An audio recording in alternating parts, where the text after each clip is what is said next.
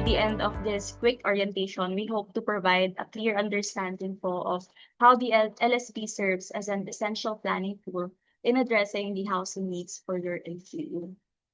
So first, ano ba ang local shelter plan? So, I know naman po may idea na kayo dito. Pwede po bang pakita lang sa chat box yung parang one word to describe the local shelter plan para po sa inyo? Para lang may ma-grasp kami ng understanding niyo of the local shelter plan. Okay lang po ba?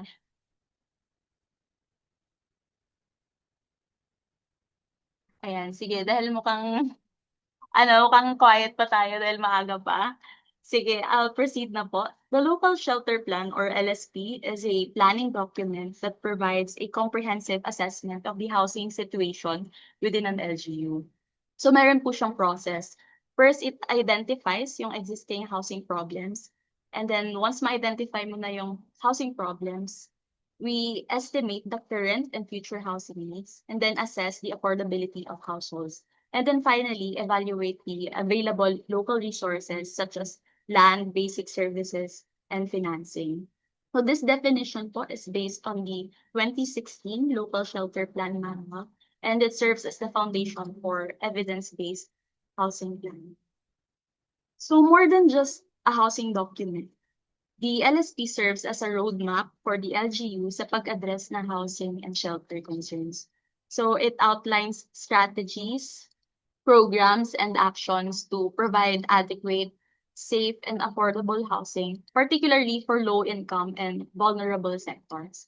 Pero in general, hindi lang naman talaga yung informal sector and ang kinikater ng LSP, pati na rin yung formal. So may binibigay lang talaga tayong extra focus or attention, of course, sa mga low-income and vulnerable sector.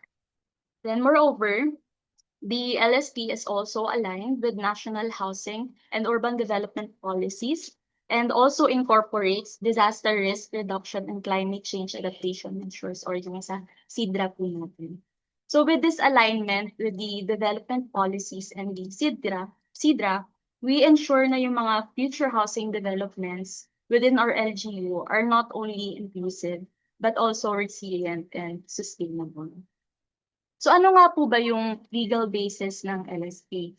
The preparation of the local shelter plan is supported by several legal and policy issuances. First, we have po the Article 13, Section 9 of the 1987 Constitution, which mandates the state to pursue a continuing urban land reform and housing program. Ito ay para makapag-provide po yung LGU ng affordable and decent housing na merong basic services, especially para sa mga underprivileged and homeless citizens. Pangalawa, we have the Republic Act number 7160 or the Local Government Code of 1991. Dito dinidefine yung responsibilities ng LGU sa pag-provide ng general welfare at basic services. So kasama na po dito sa basic service yung housing and human settlements. Third is the Republic Act number 7279 or the Urban Development and Housing Act of 1992. Ito naman, it establishes the framework for socialized housing and ini-emphasize dito yung important role ng LGU sa pag-identify, acquire, at pag-manage ng land for housing and resettlement. Then fourth is the SU Department Order number 2022-05, which institutionalizes the integration of the local shelter plan formulation process sa ating Comprehensive Land Use Plan or CLUP formulation process. Dito ina-ensure natin na mame-mainstream ang housing sa CLUP and then eventually sa CDP, LDIP at AIP. Lastly, we have the SUD Department Circular number 2022-004, which provides the policy guidelines para sa implementation ng Pambansang Pabahay para sa Pilipino Program or the 4PH program. Na ngayon, ang tawag na po dito is Expanded 4PH program since nag-expand tayo ng housing options for our beneficiaries.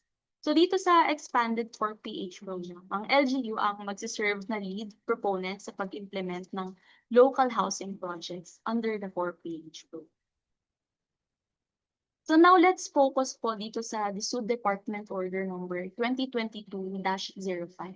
So to further strengthen local planning, the SUD issued this DO, which aims to direct integration of the LSP formulation process into the comprehensive land use plan or CLUP process. So ang objective po nitong DO na to is to ensure na yung housing and human settlements planning ay hindi lang prepared as standalone plans, but integrated sa overall land use planning process ng LGU. So, yun po yung goal natin na ma-mainstream talaga tong LSP sa ating CLUP and other development plans. Bukod dyan, this DO also mandates the preparation of appropriate guidelines to support this integration, which is ito pong nakikita nyo image sa slide na the supplemental guidebook on enhancing the housing subsector of the comprehensive land use plan. So ito po ay available din sa website ng DSUD. And I'll also send a link later na naka-upload po doon yung mga materials na you can use as reference para sa inyong LSP formulation process. So later po, I can send it. And then next, ano nga ba yung rationale behind the integration of LSP sa iba pang local development plans? Anong kahalagahan nito? Bakit importante na ma-mainstream natin siya sa mga development plans? Sige po, iisa-isahin natin yan dito sa next few slides. So the integration of the LSP into the CLUP offers several important advantages for LGUs. First, it streamlines the local planning process. Ginagawa ito by consolidating yung dating separate planning activities. So, dati separate pa yung LSP and CLUP into a single, cohesive, enhanced housing subsector of the comprehensive land use plan. So, itong housing subsector na po, may kita niyo siya dun sa volume 3 ng ating CLUP. So, i-enhance lang natin siya, incorporate natin yung LSP dito sa ating CLUP. So dito nababawasan na yung duplication of effort and nagiging consistent yung data across plans. Consistent yung nasa LSP and yung sa CLUP and eventually sa LEIP, AIP, and sa CBP.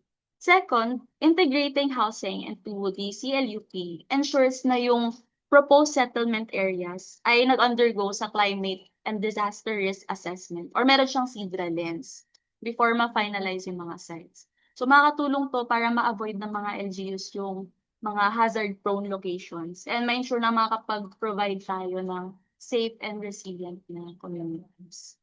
Third is that integration provides a spatial perspective to shelter planning. Instead na nagpa-plan ka ng housing in isolation, dito pwede mo ma-consider kung saan ilolocate yung mga infrastructure like utilities, schools, health facilities, transport networks, and employment opportunities para sa mga na-identify yung pabahay.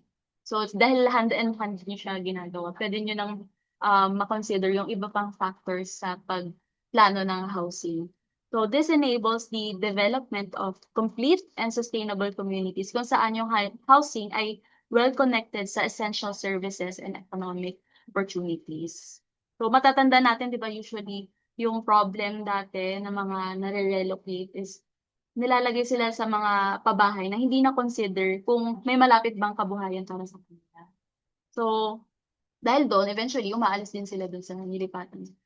So, with this integration, mako-consider na natin yung mga factors na yun. And magkakaroon tayo ng assurance ng sustainability ng ating project.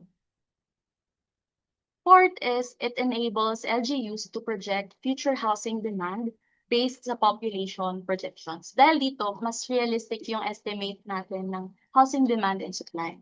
Kaya with this, hindi lang nakakapag-respond ang LGU sa existing na housing backlogs. Rather, LGUs can also plan for future needs. So, hindi lang yung kung ano yung mga kulang ngayon, ma-anticipate mo din kung ano yung kakailanganin na housing units in the future po. Of course, within the planning period na pinaplan.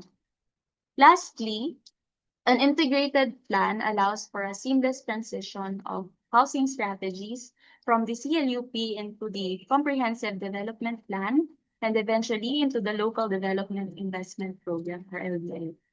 So, na-ensure nito na yung housing priorities ay nata-translate into implementable programs, projects, and yung necessary budget for it ay naan. So, make sure lang niya na Hindi lang siya plan, meron siyang kaakibat na programs and projects. Tapos through the LDIP, maba-budgetan siya. And eventually, mai-implement in the future. So ngayon tignan naman natin yung overall process ng pag-integrate ng local shelter plan into the comprehensive land use plan. The first step is computing the LSP components. This involves gathering ng necessary housing data, identifying displaced and informal settler households, and determining the housing backlog and future housing requirements. So sa first step, may establish na natin yung baseline information na kailangan natin for planning. So yun talaga, like any other process naman, of course, you need to gather data na kailangan mo for planning. The second step is formulating the housing subsector section, CLUP. So dito sa stage na to, the LGU prepares the housing analysis matrix, assesses the household affordability, and analyzes the existing and projected housing situation. Itong mga analysis yung magiging basis natin sa pag-identify ng appropriate na housing strategies and intervention based sa ating needs and dun sa baseline informations na nakuha natin from step 1. So, meron ka ng data gathering, then may analysis ka na. Ang third step mo is the integration into the CLUP and the zoning ordinance. So, yung mga findings na nakuha natin sa housing analysis are incorporated into the CLUP by influencing the development vision, spatial strategies, land use proposals, and zoning regulations. To mention dito na makakapag-allocate tayo ng sufficient and suitable land for present and future housing. So very important din po na aligned sa ating vision and development trust yung magiging housing programs. Then finally, the process moves to implementation and monitoring. So yung mga housing strategies na na-identify natin are now translated into concrete programs, projects, and activities or PPAs. So again, nag-data gathering ka, nag-analyze ka ng situation, in-integrate mo sa CLUP and then sa ZO. Then finally, i-implement mo na siya through the concrete programs, projects, and activities or PPAs, which are then incorporated sa Local Development Investment Program or LDIP and the Annual Investment Program para magkaroon siya ng budget. With this step, makakasiguro tayo na yung local shelter plan ay hindi lang planning document, but is something na effectively mai-implement, mamomonitor, and ma-update. So, isa-isahin natin yung mga steps, dahil meron tayong 4. And each step, meron pa tayong further steps na kailangan gawin. So for first step, dito sa computing LSP components, meron tayong 7 tasks. The first task, the first step ng LSP is data collection. So this involves gathering yung information na kailangan for planning, such as yung information to determine the locality's current and future housing requirements. Pangalawa, yung information to assess available resources such as land and basic services. And then third is the info needed to evaluate the community's affordability for housing. So yung quality ng LSP depends largely sa quality ng data na makokollect ng LGU. Therefore, important na yung makukuha po nating information ay accurate, updated, and validated. So this process should not be undertaken by the LGU alone. Importante rin po yung active participation from the community and relevant stakeholders. So yung input po nila will help validate yung existing data and identify local housing issues to ensure na yung resulting plan ng ating LSP reflects the actual needs and priorities ng ating community. And again, align sa ating vision. So the second task for the first step is to identify and map areas that may require resettlement. So important po tong step na to ensure na yung housing interventions are targeted towards communities na naharap sa displacement o kaya yung mga communities na nakatira sa unsafe conditions. So ano ba yung mga yung mga communities na yun? So kasama dyan yung mga communities na affected ng major government infrastructure projects, yung mga sites where court orders for eviction or demolition have already been issued, as well as yung areas na may pending threats of eviction or demolition, para yung appropriate housing assistance and resettlement plan na kakailanganin nila is ma-prepare in advance. Then lastly, kasama rin dito na kailangan i-identify ng LGU is yung mga areas na exposed sa climate and disaster risk based sa results ng Climate and Disaster Risk Assessment or ng CIDRA. So this ensures na yung families na nakatira sa mga high-risk areas are prioritized for safer relocation, and yung mga future housing developments na gagawin natin ay hindi i-establish sa hazard-prone locations. So very important po na consider talaga natin yung safety. And then third task is to determine the housing backlog or the accumulated housing need within the LGU. Dito malalaman natin kung ilan yung household na nangangailangan ng housing assistance. So sa compute ng housing backlog, kailangan i-identify ng LGU yung doubled up households. I'm sure aware na po kayo dito sa term na to. Familiar din ba kayo dun sa doubled up households? So ito yung mga families na nag-share ng bahay with another household due to lack of adequate housing. So sa isang bahay, meron tayong 2 or more households, di ba, na nakatira. Possible na yung isang family nasa ground floor, tapos may another family na naman sa second floor. So meron tayong standards on how to determine kung paano siya makaklasify as separate household. So, later on, pwede nating i-discuss. And pangalawa, LGUs should also account for homeless households or families na walang permanent shelter. And then lastly, yung mga displaced households should also be identified. These include families na i-relocate due to government infrastructure projects, eviction or demolition, disasters, or other circumstances. So again, yung tatlong factors natin sa pag-compute ng housing backlog, we have doubled up households, homeless households, and then yung displaced households. So now, na-estimate na natin yung backlog, tignan naman natin yung future housing needs. The fourth task is to estimate the future housing requirements of the LGU. Dito makukuha natin to by projecting yung future population and corresponding number of households over the planning period. So meron siyang formula na pinrovide din naman dun sa ating guidelines. So gamit tong mga projections na to, ma-estimate natin yung number of new housing units na kakailanganin to accommodate yung future population growth.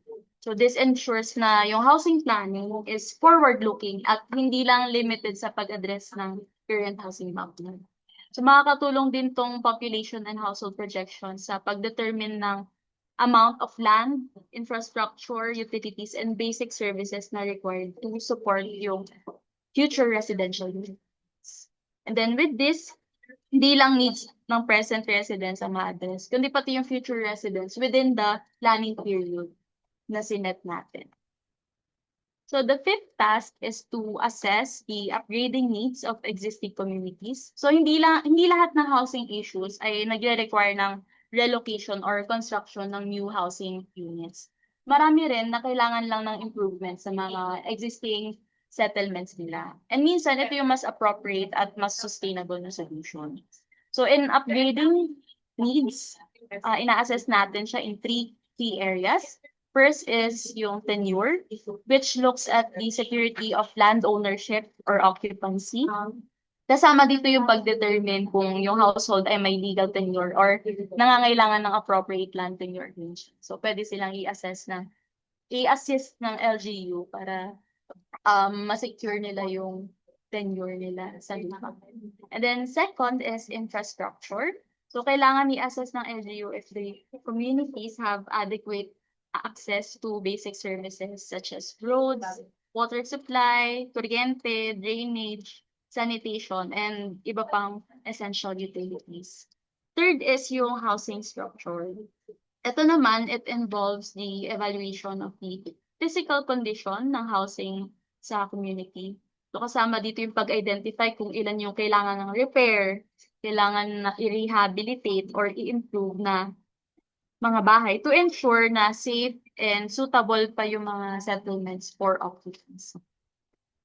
Then sixth task is to assess housing affordability.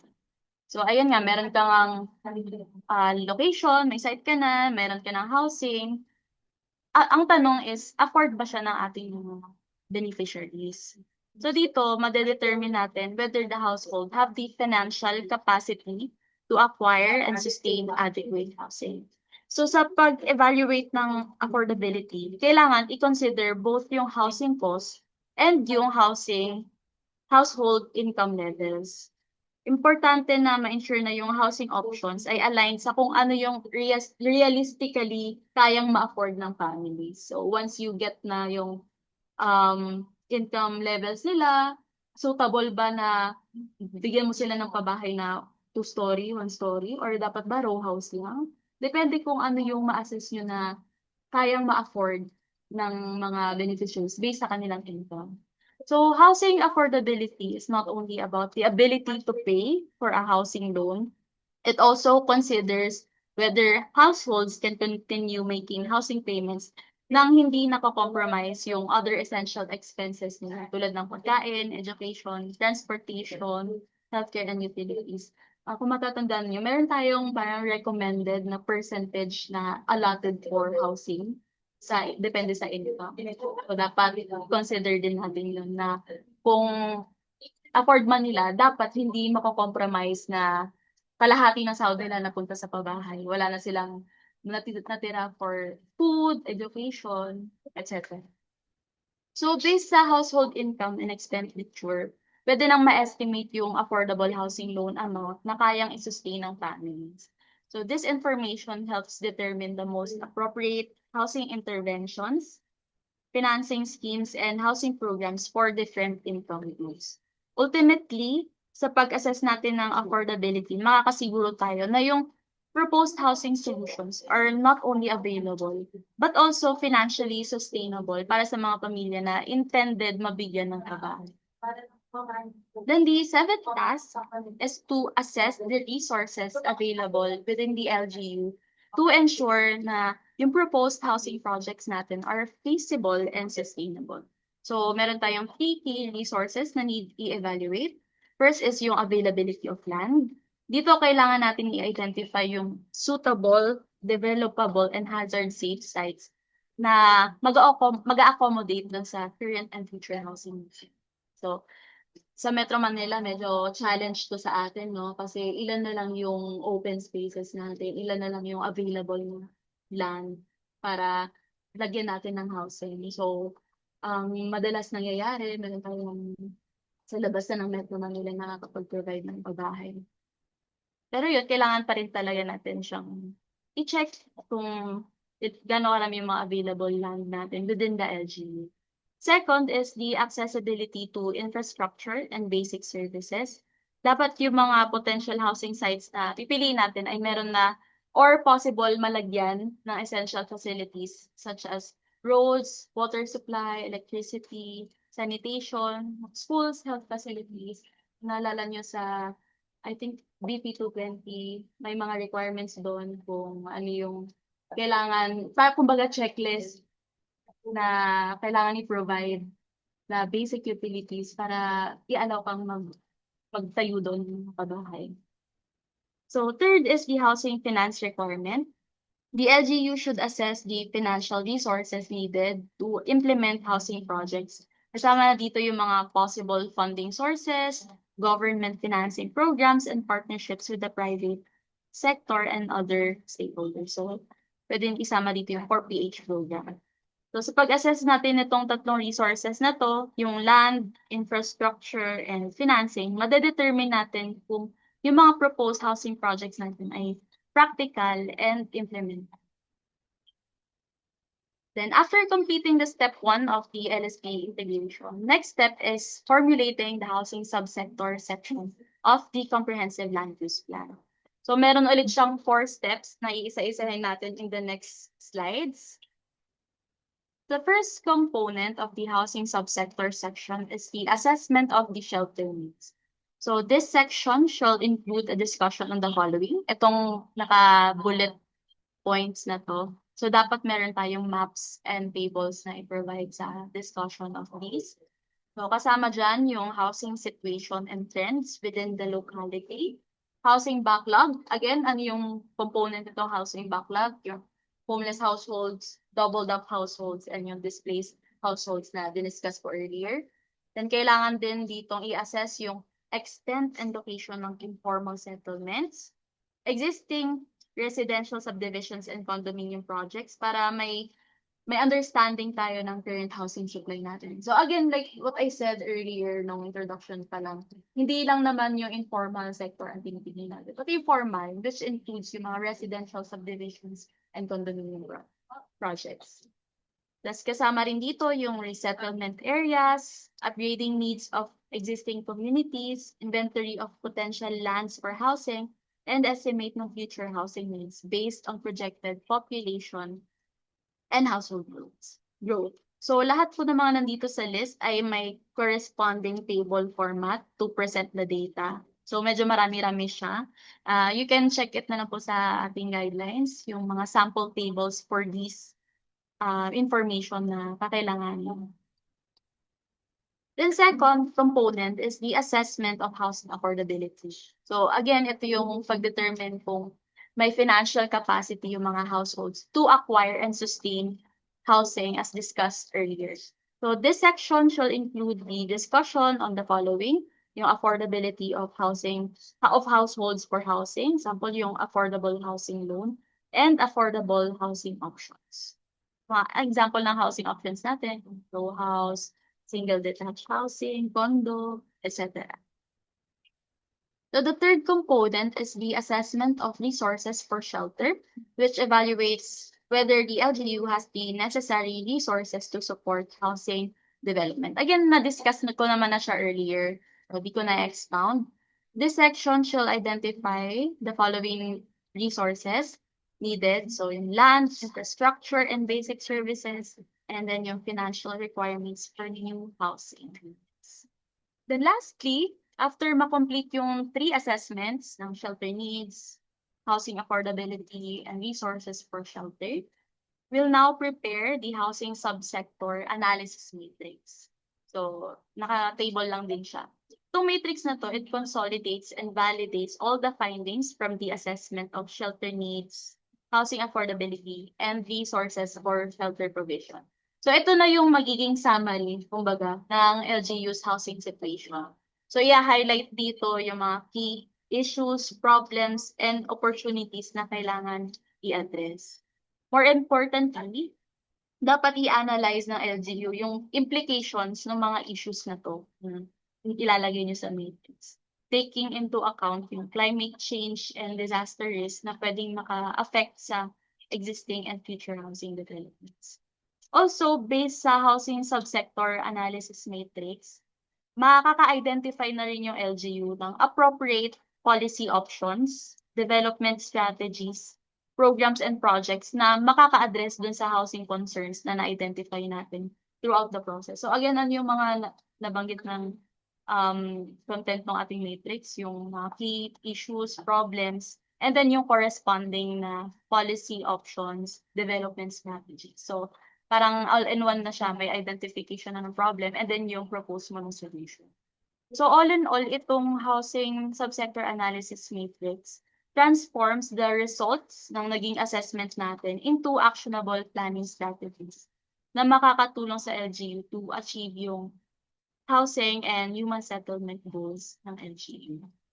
So after ng housing subsector analysis matrix, pwede na tayo mag-proceed sa third step, which is the integration ng local shelter plan into the comprehensive land use plan and the zoning ordinance. So this ensures na housing becomes an integral part of the LGU's overall development plan. The first stage is setting the goals and objectives. So kasama dito yung pag-identify ng key housing issues and concerns based dun sa mga assessment na kinonduct na na-discuss ko kanina. And then from these findings, magpo-formulate ang LGU ng goals and objectives that will guide the housing sector throughout the planning period. Again, dapat align siya with the vision, goals, and objectives na ating LGU. So, may kita nyo, di ba, na kung bakit importante yung integration para align lahat down to the vision and the goals and objectives. So the second stage is establishing the development trust and spatial strategies. Dito, the LGU will generate and evaluate different development options, formulate strategies to support the preferred direction, and then select the most appropriate development trust. So mga strategies na i-identify ng LGU should then be translated into an enhanced structure plan wherein i-locate ng LGU kung saan yung mga future housing developments and growth areas for the LGU. Third stage is the preparation ng land use plan and drafting ng zoning ordinance. At this point, ide-determine ng LGU yung land requirements for housing and then compare them with the available land supply. So, na-determine mo na kung ilan yung kakailanganin mong lupa para ma-implement yung mga housing project na to. I-compare mo naman kung meron ka bang available land to actually implement those projects. So after that, ipe-prepare mo yung land use scheme and magpo-formulate ka ng policies governing different land uses and then designate the appropriate zoning districts to support yung housing strategies identified in the CLP. Then finally, the LGU identifies the programs, projects, and activities or PPAs. So, ito yung mga concrete interventions that translate the plan into action. Ang example ng PPA, of course, yung institutionalization ng rental housing, yung improvement ng public transport access, household waste management, land acquisition for public housing, urban regeneration, etc. So, depende na yan kung ano yung ma-identify yung problem and yung nararapat na program or intervention to resolve yung mga identified problems. Then final step is the integration process. In the integration process is the implementation and monitoring. So at this stage, yung mga housing strategies na na-identify natin sa LSP are translated into concrete actions and continuously monitored to ensure na successful yung project. So the first activity is the preparation of the Comprehensive Development Plan and the Local Development Investment Program or LDIP. Yung mga housing programs, projects, and activities or PPAs na identified sa CLUP should be incorporated sa CDP and then further detailed sa LDIP and AIP. So LGUs are also encouraged na i-prioritize yung mga housing projects according sa term ng planning horizon. So kung short term ba siya, medium term, long term, to ensure na phased yung mga projects natin and sustainable yung implementation. So hindi ka lang titingin sa individual project, you'll also look at the bigger picture kung pati ba yung implementation ng lahat ng projects nito is sustainable and realistic siya. So the next activity is monitoring and reporting of housing projects na na-implement. So this includes the regular submission of project status reports and establishment ng housing database na makakatulong sa LGU sa pag-monitor ng project progress and other relevant housing information. Tapos third, yung institutionalization ng housing planning. So LGUs are encouraged to establish a local housing board or local housing office. So itong office na to will spearhead the formulation and implementation of local housing and resettlement policies, programs, and projects. So ito rin yung mag-ensure na mape-prepare yung enhanced housing subsector section ng CLUP and CDP, as well as yung inclusion ng housing PPAs sa LDIP and ELP. Then lastly, the LGU should also create the local committee against squatting syndicates and professional squatters. So ito yung committee na responsible sa pag-identify and pagpigil ng mga activities ng professional squatters and squatting syndicates. So 'di ba ito yung mga ginawa na nilang hanap buhay yung pag sa squat, kukuha sila ng housing project and then iiwan nila or kukuha sila ng another. Basta may mga ganong sindikato na nagte-take advantage sa system natin sa pagbigay ng housing. So this committee also conducts information, education, and communication or IEC campaigns to raise public awareness or laws related to anti-squatting and illegal structures. So, malapit na po tayo sa may end. Ano ba yung mga magiging role ng LGU as the lead proponent and ng local housing board dito sa LSP? So the LGU as the lead proponent shall act as a lead for all four stages of the integration process. So first, it should provide yung data leadership by gathering housing-related information. So magagather siya ng data, magko-compute ng housing backlog, then ipo-project yung future housing needs.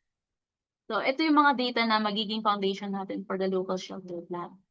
Then second, the LGU is responsible for ensuring the safety and suitability of housing sites by applying the results of SEEDRA. So again, na-mention ko rin po ito kanina, very important to ensure na magiging safe yung location natin for housing.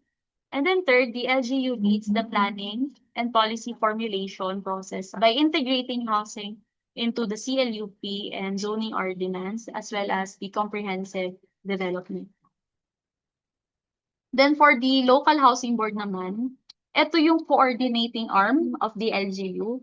So it will support the LGU by coordinating relocation activities across LGU offices and national agencies, formulating local housing policies and resolutions, and working alongside the local housing office and committees against squatting syndicates. So, ayan po yung magiging role ng ating LGU as the lead proponent and also the local housing board. To conclude this presentation, ito po yung LS recommended na outline for the local shelter plan. Pwede niyong i-adjust yung format, depende sa needs ng LGU. But it is important na yung document still follows a logical structure and present pa rin yung mga essential components prescribed sa LSP manual. So of course, meron tayong title page, message from the LCE, acknowledgement, then list of maps, figures, and tables. Tapos andito din yung preface and SP resolution for the LSP. Tapos sa main body ng LSP, we have 5 chapters. Chapter 1 typically provides the introduction. Then sa chapter 2, yung city overview. Then sa chapter 3, ito yung pinaka-meat ng ating LSP. Dahil andito yung assessment of shelter needs, assessment of housing affordability, and assessment of resources for shelter. So lahat ng computation, lahat ng tables na na-mention ko kanina, dito po natin ilalagay sa chapter 3. And then after that, we have chapter 4, which discusses the work and financial plan.